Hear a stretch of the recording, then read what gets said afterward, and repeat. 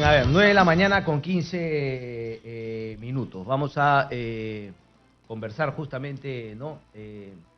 Más adelante con algún abogado penalista para ir profundizando en estos dos casos.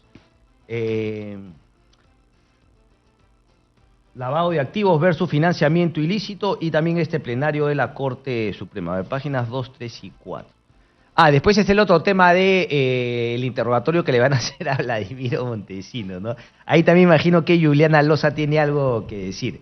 Ya adelantó, ¿no? De alguna manera algún punto de vista, entiendo, ¿no? Dice que es un show, creo que lo dijo a través de su cuenta de Twitter, pero claro, en verdad, ¿no? Vladimiro Montesinos, respecto de lo que hay ahora, bueno, vamos a ver. A ver, hay nuevos criterios sobre prisión preventiva, recojo justamente otra versión también. César San Martín coordinó el llamado pleno casatorio. Otros casos emblemáticos, Susana Villarán, José Miguel Castro, pero claro, va a haber que hacer justamente la diferenciación entre las personas que tuvieron un cargo público para justamente separar el tema de la figura de aporte de campaña con algún tipo de contraprestación que se daba una vez que esa persona fue justamente funcionario público, ya haya sido alcalde, gobernador regional, congresista, presidente, ministro, etcétera, etcétera, etcétera. Así que eso es justamente lo que hay que definir. A ver, voy a buscar acá también entonces a mi amiga lo que escribió César Romero el día domingo. Al final también, ojo que lo que yo había planteado estoy cruzando temas bastante, Samuel Abad, yo ayer estuve leyendo en varias entrevistas justamente una declaración que él salía hablando justamente que la cuestión de confianza no es una tercera vía para reformar la Constitución. Jaime Altao, parece que su cuenta de Twitter efectivamente publicó también esa información que a él le llegó y puso: el joven Abad discrepa del viejo Abad, a lo que tuvo a bien responder el propio Samuel Abad. Estimado Jaime Altao, no hay discrepancia en mis declaraciones. Solo hay dos procedimientos para reformar la Constitución. En el 2009, algunos pretendían crear una tercera vía diciendo que si el Congreso no aprobaba la iniciativa de reforma, bastaba agregar firmas para un referéndum. Falso. Sostengo que sí cabe someter a cuestión de confianza un proyecto de ley de reforma constitucional. El Congreso, siempre se agarra de los 4 proyectos en el 2018 y este año también. Rechazar una cuestión de confianza no conduce a la aprobación de una reforma constitucional. Caería el gabinete y permitiría una disolución constitucional del Congreso, pues sería la segunda negativa de confianza. Así lo dice la Constitución, no he cambiado de opinión. Me parece que sí hay un cambio de opinión. Desde mi humilde punto de vista, yo quisiera tener la posibilidad de entrevistar a Samuel Abad. Entiendo que a estas horas, esta semana está complicado, pero vamos a ver si podemos conversar más adelante. ¿A quién tenemos? Perdón, me dijiste. Andy Carrión, abogado penalista. Doctor Carrión, buenos días. Muy buenos días, Cristian, ¿cómo estás? ¿Cómo le va, doctor? Quería ver si había tenido ocasión de revisar finalmente lo que han sido las conclusiones de este pleno de miembros de la Suprema respecto a la figura de prisión preventiva. ¿Qué le ha parecido? ¿Le parece que se enmarcan, digamos, dentro de la protección de los derechos de las personas o se está poniendo un límite al trabajo de la Fiscalía? ¿Cómo lo analiza, doctor? En efecto, Cristian, he tenido la oportunidad de revisar minuciosamente este pleno jurisdiccional que ha sido publicado precisamente el día de ayer, y yo creo que con esto lo que está haciendo la Corte Suprema, en definitiva, es elevar en algunos grados la valla para poder declarar fundados los pedidos o requerimientos de prisión preventiva por parte de la Fiscalía. Y también encontramos aquí pues algunas novedades también en ese sentido, ¿no? Yo creo que lo principal que se podría extraer por parte de este pleno jurisdiccional es el mensaje de que la privación de libertad no debe de ser un instrumento para poder proseguir con las investigaciones fiscales. Es decir, la utilidad, el medio que se usa, tiene que ser orientado a la libertad del sujeto y no tanto así a primordializar la cárcel para poder simplemente procurar o proponer una adecuada investigación fiscal. Correcto. Existen también otros elementos que debiera resaltar por parte de este pleno jurisdiccional. Yo creo que el primero de ellos es de que también en una audiencia de prisión preventiva se puede discutir acerca de la comisión del delito o no, Antes esto era un elemento que se dejaba de lado, puesto que solamente se discutía primordialmente el peligro de obstaculización probatoria o el peligro de fuga, más no así si es que se cometía o no delito. Es decir, imaginemos que en estos casos precisamente que ahora se están ventilando acerca de la financiación de partidos... A ver, perdón, doctor, ¿me puede repetir eso último? Que digamos, la obstrucción ya no sería un fin... ¿Cómo es eso? Repítame, por favor. Bueno, no, lo que te quería decir en buena cuenta es de que en una audiencia de prisión preventiva, antes jugaba un rol determinante únicamente la obstaculización probatoria o el peligro de fuga, y se relegaba la discusión sobre la comisión o no del delito. Dicho esto con un ejemplo, por ejemplo, en alguna de las audiencias que en el futuro se puedan dar respecto a alguno de los financistas, por ejemplo, o de Odebrecht, en el caso de los partidos políticos, se tendría que discutir en una audiencia de prisión preventiva si es que los elementos que aporta la Fiscalía podrían constituir o no, por ejemplo, el delito de lavado de activos, ¿no? Por ejemplo, o no, el delito de financiamiento prohibido de partidos políticos. Eso como circunstancia previa al análisis del peligro procesal, que podría ser el peligro de fuga o el peligro de obstaculización probatoria. Es decir, en resumen, la prisión preventiva solo podría proceder ante un hecho punible, ¿no? Y para eso se requiere también una condena probable que podría vincular a los hechos investigados. Correcto. Si no hay delito o una causa de justificación o de exculpación, tampoco, y según lo dice el pleno jurisdiccional, podría haber una restricción de la libertad, ¿no? Porque tendría que ser alta. A ver, doctor, cuando se ha hablado, ya tratando de traerlo a casos más concretos para ser más didáctico con los oyentes, ¿no? Cuando se ha hablado del caso Keiko Fujimori en particular, se ha hablado justamente cuando le dicen, oye, pero ¿qué tal abuso que esté presa? Porque en sí la figura de lavado de activos, incluso hay personas que sostienen que no va a ser muy difícil probar el tema del lavado de activos y que para algunos no es lavado de activos la situación, pero muchos te responden, un momentito, ella no está presa por lavado de activos, ella está presa por haber obstruido la justicia. Lo que me está diciendo es que en ese caso ya no sería, digamos, un argumento mantenerla en prisión por el tema de obstrucción de justicia, si es que finalmente el delito fundamental por el cual se le investiga y aún no se le acusa sería lavado de activos. O sea, ¿por ahí vienen un poquito las cosas? Exactamente, Cristian, pero no necesariamente la certeza que podría orientarse a una condena, sino lo que dice el pleno jurisdiccional es de que tiene que haber una alta probabilidad de la comisión del delito, ¿no? Es decir, que a ese nivel probabilístico es que tiene que discutirse en una audiencia de prisión preventiva, y lo que tendrían que hacer, en este caso los fiscales, es demostrar con elementos de convicción de que aquí existe una alta probabilidad de que finalmente aquí va a haber una condena por el delito de lavado de activos, y eso trae naturalmente como consecuencia lo que tú acabas de mencionar, que se discuta también en una audiencia de prisión preventiva si es que estos hechos investigados en el caso de Keiko Fujimori constituyen o no el delito de lavado de activos, y que tendría que ser, al menos con los elementos de convicción que se aporten, tener una alta probabilidad de que esto se va a originar o se va a consecuir en una sentencia condenatoria. Doctor, ¿cómo se hace ahora para, una vez que, digamos, se conoce estas conclusiones de la Suprema, digamos, cada uno de los investigados y su defensa puedan procesar esta información y, hay que decirlo, ¿no?, utilizarlo a su favor? De eso justamente no me queda duda, que es el trabajo de los abogados de cada uno de los investigados, usarlo a su favor. ¿Cómo se puede finalmente o qué nuevas medidas de defensa va a traer este pleno? Bueno, en principio esto tendría aplicación para los casos en futuro, ¿no? Recordemos que esto es solamente una interpretación que da las normas de prisión preventiva realizadas por... O sea, nadie puede pedir una revisión respecto de su caso, tendría que buscar, digamos, o sea, tendría que darse una nueva situación de valoración para que el juez aplique, pero nadie puede, digamos, retrotraer, por ejemplo, la orden de prisión preventiva para que se revise por este pleno. ¿No se puede eso? Exactamente, exactamente, Cristian, y esto tiene respaldo incluso en una casación emitida por la propia Corte Suprema, en la que claramente han dicho que los elementos interpretativos, más no así la norma, sino cómo se interpreta, no tienen carácter retroactivo. Distinto sería el caso si es que al día de hoy habría una norma mucho más benigna o quizás mucho más estricta para la prisión preventiva, ahí sí tendría una calidad de retroactividad en la medida en la que beneficie al reo. En cambio, las cuestiones interpretativas, como este pleno jurisdiccional, siempre rigen hacia adelante. Ok, interesante esa diferenciación. Claro.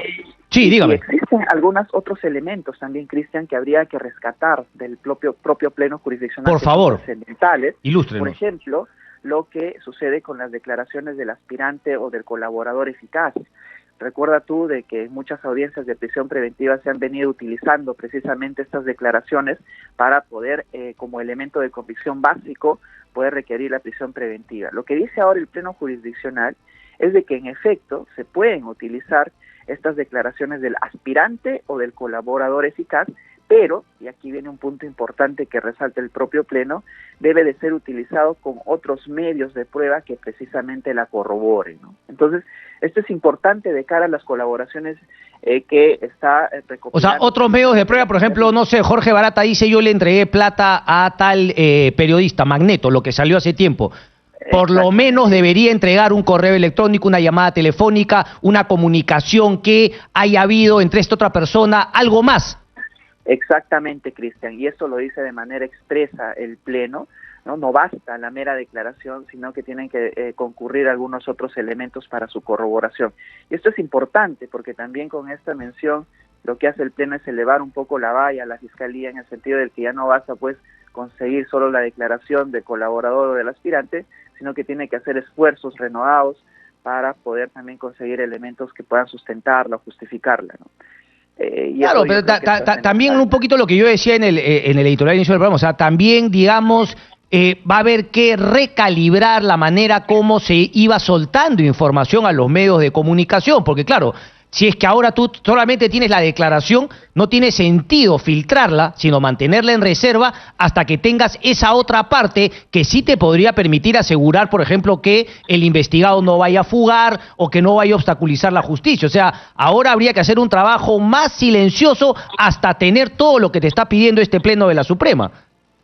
Claro, y en eso tienes toda la razón, Cristian. Por eso es de que muchos especialistas también, y yo también opino de esa manera, han opinado de que en este sentido se está elevando la valla, ¿no? Y uno de ellos es precisamente de que deben de existir elementos de convicción adicionales a la mera declaración. Doctor, ahora, déjeme, perdón, no lo interrumpí, adelante.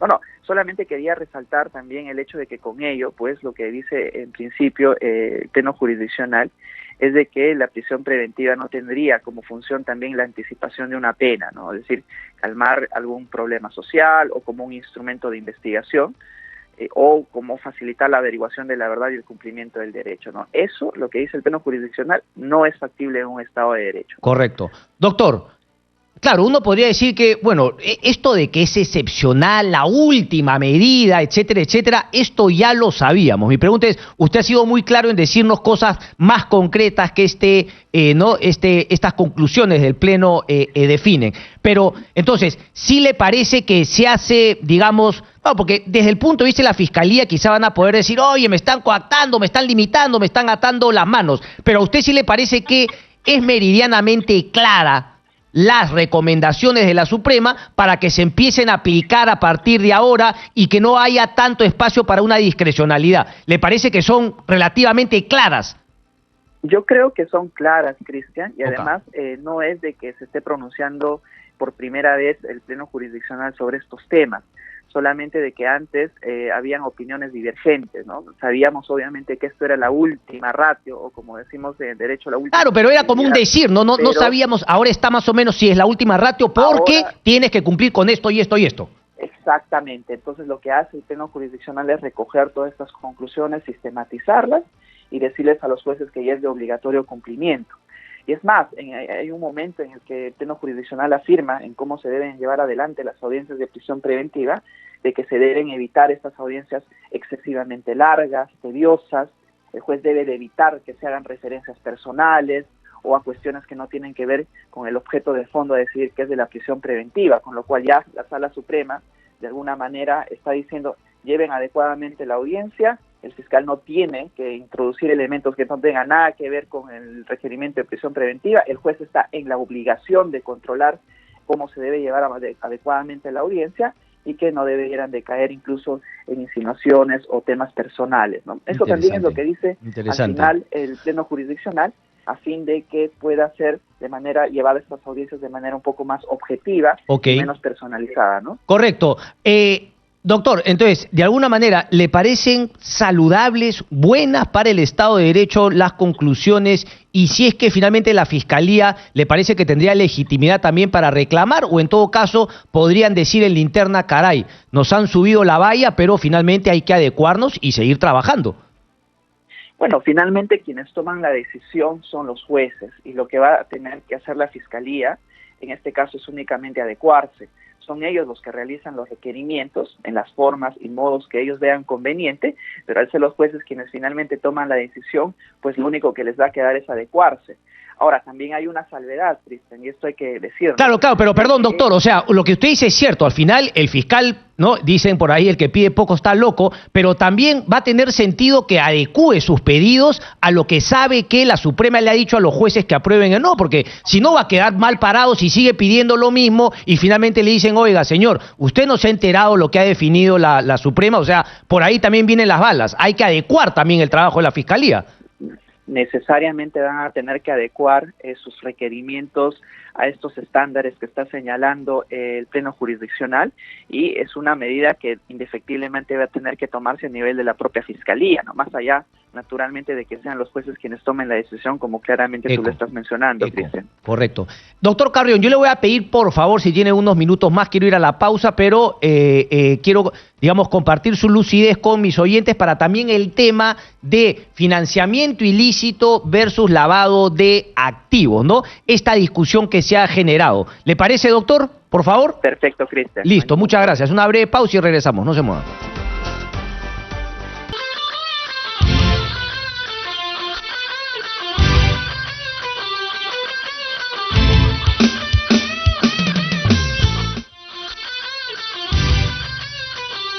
Todos seguimos en Exitosa, la radio del Perú, con el doctor Andy Carrión, abogado penalista. Doctor, gracias por esperarnos. Doctor, le quería hacer la pregunta, ¿no? Porque Pierre Figari ha planteado que se adecúe su caso al nuevo delito de financiamiento. ¿En qué casos sí se puede aplicar, en cuáles no? Escuchaba al doctor Lamas Pucho decir que no se puede. El señor César Azabache, si algo está claro para los expertos, es que la ley sobre financiamiento ilegal no aplica en casos Keiko, PPK, Ollantumala, Susana Villarán. La Fiscalía sostiene que ellos han lavado activos. ¿Podrá probarlo o no? Para eso habrá que ir a juicio. Pero la ley en discusión es la ley sobre el lavado, no esta. ¿Coincide con ellos, doctor?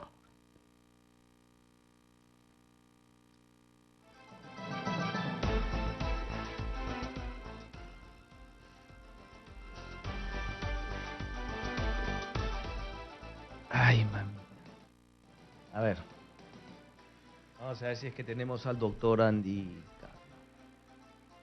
Doctor Carrión. Aló, ¿Cristian? Sí, doctor. Sí, ahí lo tengo. Gracias. Nada. Te comento, mira, yo creo que apoyo en parte las declaraciones vertidas por Lamas Puccio, pero yo creo que César Azabache está radicalmente equivocado, ¿no? En el caso Keiko y Ollanta, podría tranquilamente también haber algunos elementos que podrían configurar el delito de financiamiento prohibido de organizaciones políticas. Ahora, en cuanto a la estructura de los propios tipos penales de ambos delitos, existen dos elementos que son similares, ¿no? Primero, el tema del origen delictivo, el origen ilícito. Y segundo, de que la persona tendría que presumir o conocer precisamente esos orígenes ilícitos con los cuales estaría recibiendo los fondos para el financiamiento, en este caso, de los partidos políticos. Yo creo que aquí no habría que ser tan radical en el sentido de decir, a ver, ¿cuál de los dos delitos aplica? Yo creo incluso que podrían haber un concurso, es decir, aplicar incluso ambos delitos a los casos que se han mencionado.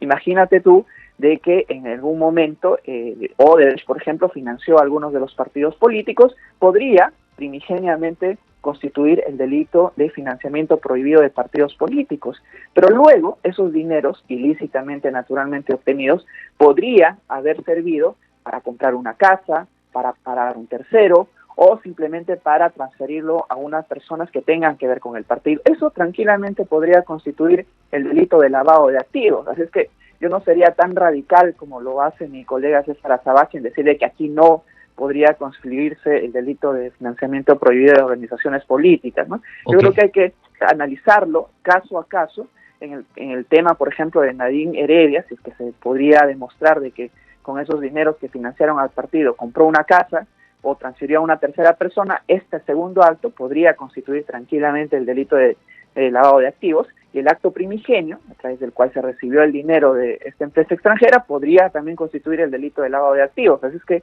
yo creo que hay que analizarlo caso a caso, no hay que hacer opiniones tan ligeras y ver cuáles son las formas en las que se han constituido los delitos. Pero, doctor, ¿por qué la defensa de Pierre Figari estaría justamente pidiéndole a la Fiscalía, cosa que han denegado ya, ahora será un juez quien se pronuncia, esta adecuación justamente al nuevo delito?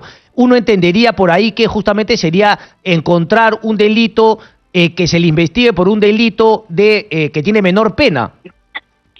Sí, y yo creo que eso es lo que van a hacer las defensas de los imputados de ahora en adelante, ¿no? Tratar de propugnar que se investigue como único delito el del financiamiento prohibido, más no así el de lavado de activos, porque naturalmente tiene beneficios investigar por este último delito en la medida en la que la pena máxima es de 8 años y que con esta medida pues también se podrían caer de alguna manera los pedidos de prisión preventiva, porque ya no estaríamos hablando de un delito grave, ¿no? Claro. Estaríamos hablando de un delito común y con eso quitaría piso de alguna manera a los presos preventivos.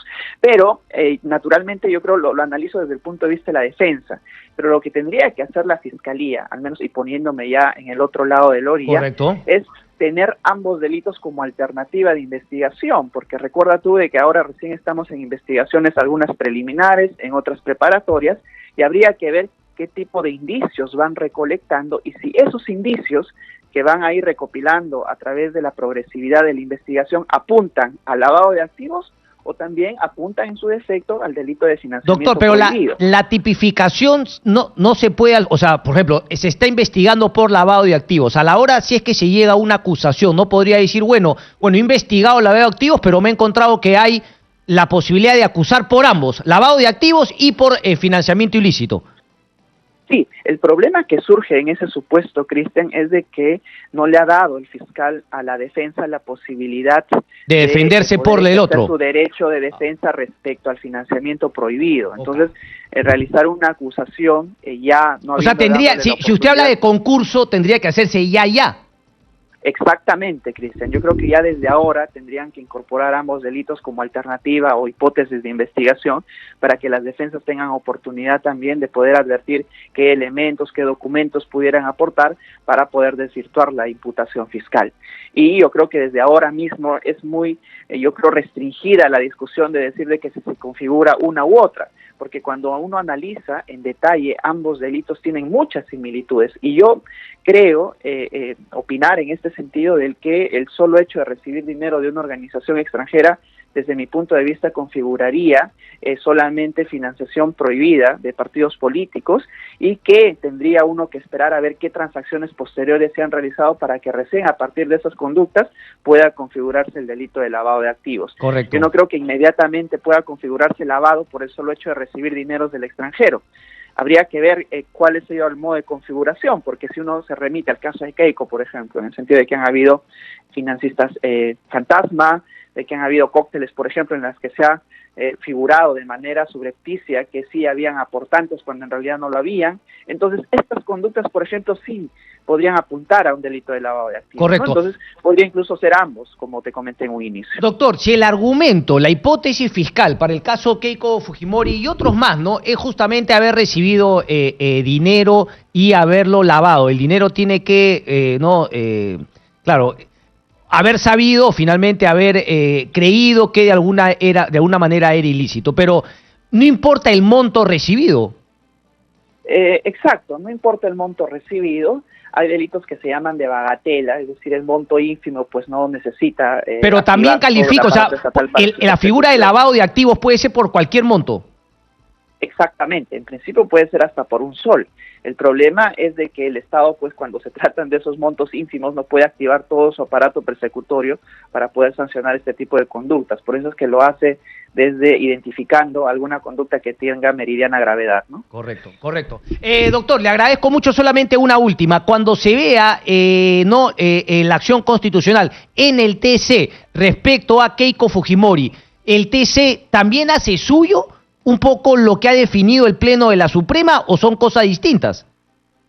Yo creo que sí, ya el TC ha tenido oportunidad de pronunciarse sobre el tema de la prisión preventiva, sobre todo en el aspecto de la defensa, del efectivo ejercicio del derecho de defensa, ¿no? Por ejemplo, en el sentido de que el juez tiene que valorar también los elementos de convicción que aporte la defensa en una audiencia de prisión preventiva. Antes recordemos que en las audiencias que llevaba adelante Concepción Carhuancho solamente aceptaba las que ofrecía la Fiscalía, pero dejaba de lado las que ofrecía la defensa.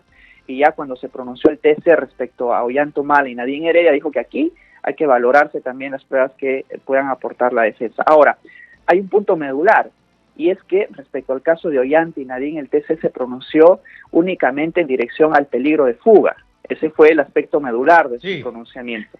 En cambio, en el caso de Keiko Fujimori, lo que va a tener que hacer el TC es pronunciarse respecto a la perturbación probatoria.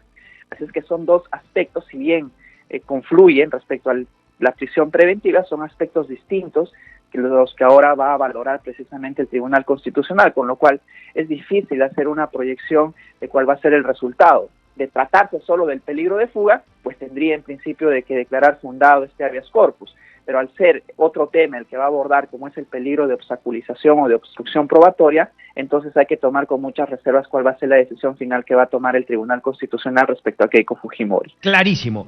Andy Carrión, un placer, doctor. Muchísimas gracias. Gracias a ustedes por la invitación. Hasta luego. A usted. Muchísimas gracias. Vámonos hasta Villa El Salvador.